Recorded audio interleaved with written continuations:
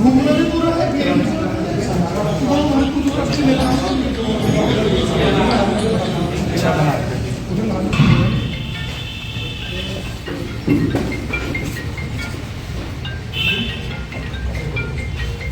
और देखिए आज मौके में जो पूर्व के जो कैबिनेट मिनिस्टर हैं श्रीमान हर्ष सिंह रावत आज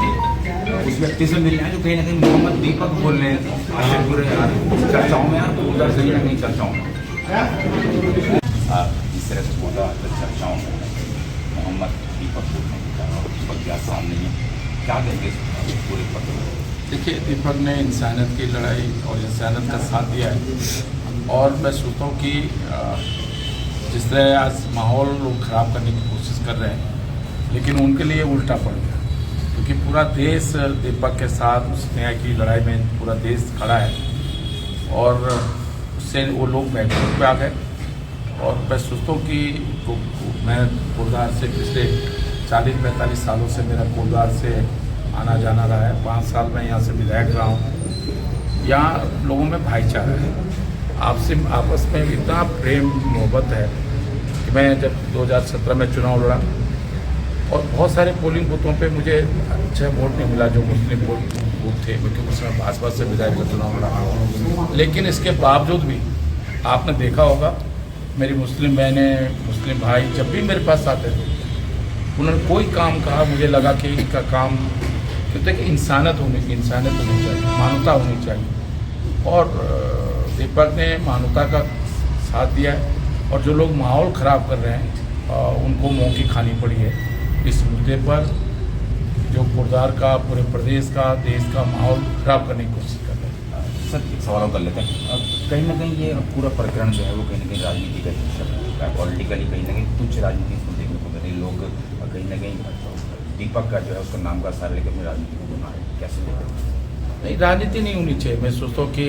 कुछ चीज़ें ऐसी हैं जो राजनीति से ऊपर उठ गई मतलब अब मैं कल उमेश मेरे बहुत बचपन से दोस्त था मैं उसकी लड़की की शादी में आया तो इस पर राजनीति थोड़ी कोई कैसा मैं भाजपा व्यक्तिगत संबंध होते हैं मानवीय दृष्टिकोण होना चाहिए इंसानियत दृष्टिकोण होना चाहिए भाईचारा होना चाहिए अपनापन होना चाहिए। सही है जो चोर है वो चोर जो डकैत है डकैत है अपराधी के ना कोई धर्म होता है ना कोई जाति होती है ना कोई क्षेत्र होता है वो सिर्फ अपराधी होता है। तो मैं सोचता हूँ कि क्योंकि मैं हमेशा इस बात को कहता हूँ कि अगर हम 145 करोड़ देश में लोग हैं अगर 30-35 करोड़ जो अदर धर्म के लोग हैं मुस्लिम हैं सिख हैं ईसाई हैं बौद्धिस्ट हैं क्या उनको हम हिंद महासागर में डाल देंगे। और जब तक कोई हमारे देश में अगर देश की तरक्की की बात हम कर रहे हैं तो जब तक पूरा देश तरक्की नहीं करेगा सब लोग तरक्की नहीं करेंगे तो देश तरक्की नहीं हो सकती। तो इसलिए मैं सोचता हूँ कि हर चीज़ में राजनीति नहीं होनी चाहिए कुछ चीज़ें राजनीति से ऊपर उठ के होनी चाहिए। सर 2027 का चुनाव बहुत ही नज़दीक में भी है लोग मैं देखिए इस समय चुनाव की बात लेकिन सर मैं इस प्रकरण को लेकर कैसे मानते हैं 2027 में ये प्रकरण जो है अब का समय क्या प्रभाव डाले। मैं तो देखिए सिंपल से मैं क्योंकि मैं तो शुरू से आपने मेरे बयान देखो मैं मंसूरी में था एक कोई धरना प्रदर्शन का कार्यक्रम था तो वहाँ भी मैंने मीडिया से इस मुद्दे को लेकर बात की। कल भी मैंने देवपुर में और लगातार इस मुद्दे पे लगातार मैं बोल रहा हूँ और हमारे राहुल गांधी जी ने भी इस मुद्दे पे वो बोला है जो निष्पक्षता है कोई इसलिए नहीं कि राहुल गांधी विपक्ष रहता है उन्होंने इंसानियत की बात की है। तो मैं सोचता हूँ इस मुद्दे पे राजनीति बिल्कुल नहीं होनी चाहिए ना मैं राजनीतिक कार्यकर्ता के रूप में यहाँ आया हूँ। मैं सिर्फ एक बेटे ने एक अच्छा जज्बाती काम किया है एक मानवीय दृष्टिकोण इंसानियत का काम किया है तो उसके लिए इसका हौसला अफजाई करने के लिए आए। चलिए सर बहुत बहुत धन्यवाद दोस्तों। देखिए मेरे संग इस समय दीपक जुड़ चुके हैं आपकी भाई मुझसे जुड़ चुके हैं सिर्फ एक ही सवाल करेंगे क्योंकि अब बड़ा ही उनका अब जो समय कहीं ना कहीं बड़ा व्यस्त भी है लोग उनसे मिलने आ रहे हैं और पूर्व के मंत्री भी यहाँ पे पहुँचे हैं। एक सवाल सिर्फ करेंगे कि क्या संदेश जाएगा क्योंकि कहीं ना कहीं कुछ लोग आवाज नहीं हुए हैं सिर्फ एक सवाल क्या कहना चाहिए। मैं तो बस इतना ही कहना चाहूँगा कि श्रम को पहले बाद में रखिए पहले इंसानियत को रखिए क्योंकि इंसानियत में ही काम आना है और जवाब भी जो है इंसानियत को ही देना है धर्म को नहीं देना है क्योंकि जब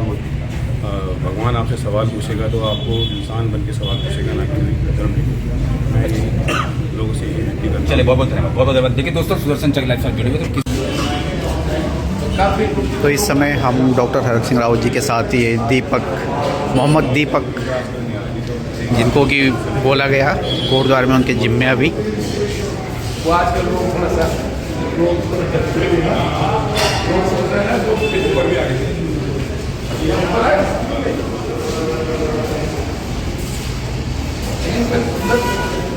आप मेरे गाली माफ मैंने बोला